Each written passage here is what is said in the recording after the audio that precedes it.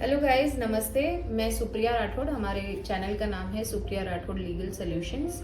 आप इस चैनल को ज़रूर सब्सक्राइब करिएगा, लाइक करिएगा, शेयर करिएगा और बेल आइकन दबाइएगा ताकि आपको ऐसी इन्फॉर्मेशंस मिलती रहे जिसमें आपको ज़्यादा बेनिफिट होगा आपकी रोज़मर्रा की ज़िंदगी में।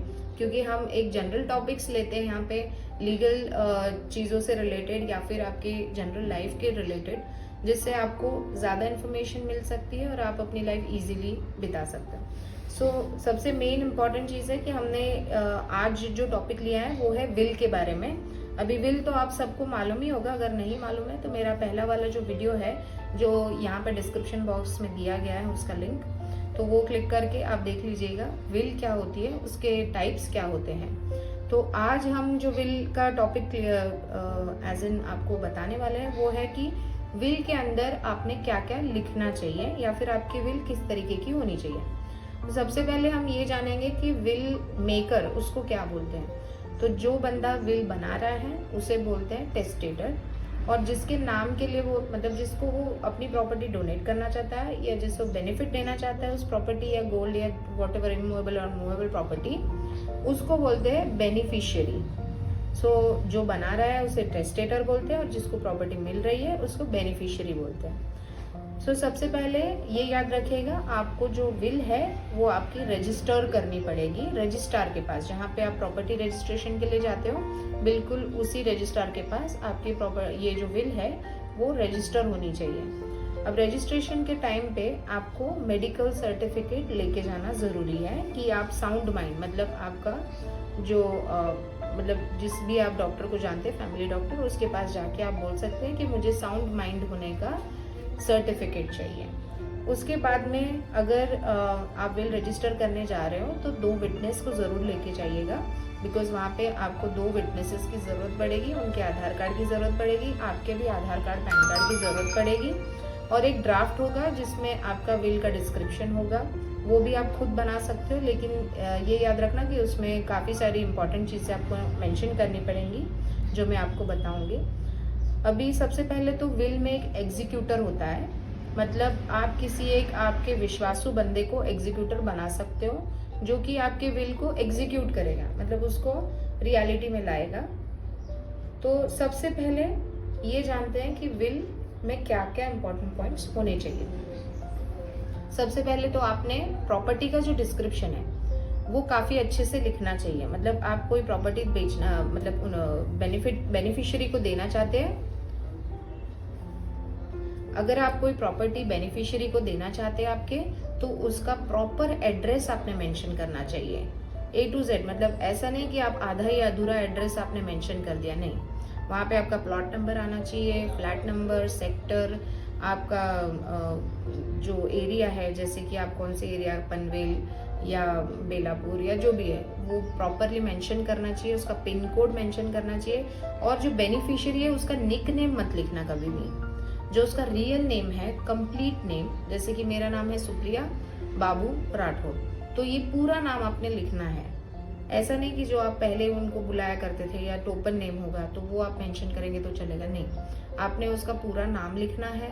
और ये याद रखना है कि अगर आप किसी को बेनिफिशियरी को आप कोई गोल्ड आइटम दे रहे हैं तो उस गोल्ड का आपने डिस्क्रिप्शन लिखना है कि वो कितने ग्राम्स का है या फिर वो किस तरीके का दिखता है। जैसे कोई नेकलेस है तो वो नेकलेस आप किसको दे रहे हो और उसका कितना ग्राम्स का नेकलेस है, वो भी आपने लिखना है।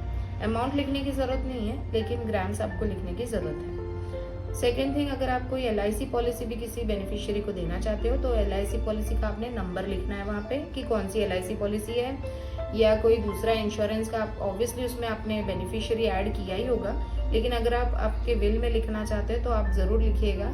तो उसमें आपको हर एक का नंबर लिखना पड़ेगा, जो भी आप हेल्थ पॉलिसी हो, इंश्योरेंस हो, जो भी हो, उसमें आपको नंबर लिखना पड़ेगा और उस हिसाब से उस बंदे का नाम लिखना पड़ेगा जिसको भी आप बेनिफिशियरी बना रहे हो। और अगर आप कोई बाकी भी चीज़ें होती हैं, जैसे बैंक अकाउंट होता है, अगर आप किसी को बैंक अकाउंट का बेनिफिशियरी बनाना चाहते हो तो वो तो आपने बैंक में लिखा ही होगा, लेकिन फिर भी आपने अपने विल में उस अकाउंट नंबर मेंशन करना चाहिए और उस बेनिफिशियरी का नाम मेंशन करना चाहिए।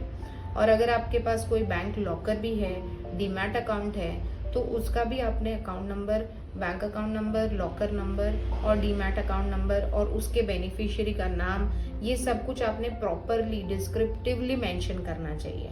और अगर आपकी कोई एफडी है, आरडी है, तो उसका भी आपने बेनिफिशियरी बैंक में बनाया होगा, लेकिन फिर भी विल में आपने वो अकाउंट नंबर लिख के उस बेनिफिशियरी का नाम सामने लिखना चाहिए।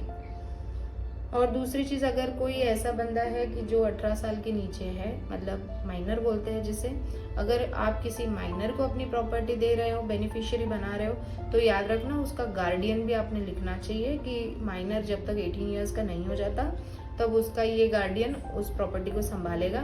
और आपने ये भी मेंशन करना है कि उस प्रॉपर्टी को किसी तरीके से डिसबर्स नहीं कर पाएगा, जैसे बेच नहीं पाएगा, गिफ्ट नहीं कर पाएगा या किसी तरीके से डोनेट नहीं कर पाएगा। ये आपने ज़रूर मेंशन करना कि जो गार्डियन है, जो आपने एक समझो आपने बच्चे के नाम पे किया है किसी जो 18 साल के नीचे है, तो फिर उसके गार्डियन ने उस प्रॉपर्टी को उस बंदा, वो जो बच्चा है वो 18 ईयर्स का होने तक कुछ भी नहीं करना है।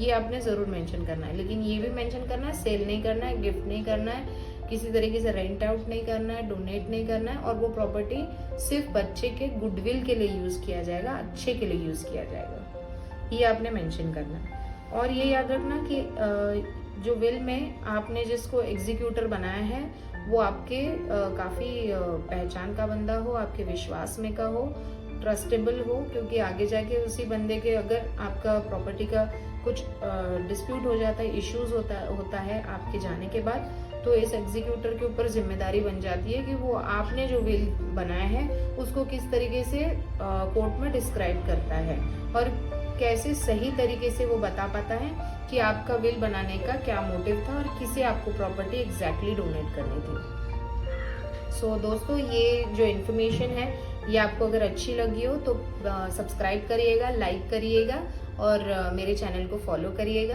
और अगर आपको विल के टाइप्स के बारे में भी जानना है तो मेरा जो पहले वाला वीडियो जो डिस्क्रिप्शन बॉक्स में लिंक दिया हुआ है उस पर क्लिक करके वो भी जान लीजिएगा कि विल के टाइप्स क्या क्या होते हैं। और दोस्तों, अगर आपके कोई क्वेश्चंस है या फिर आपको कोई और भी इंफॉर्मेशन चाहिए तो आप कमेंट बॉक्स में ज़रूर लिखिएगा।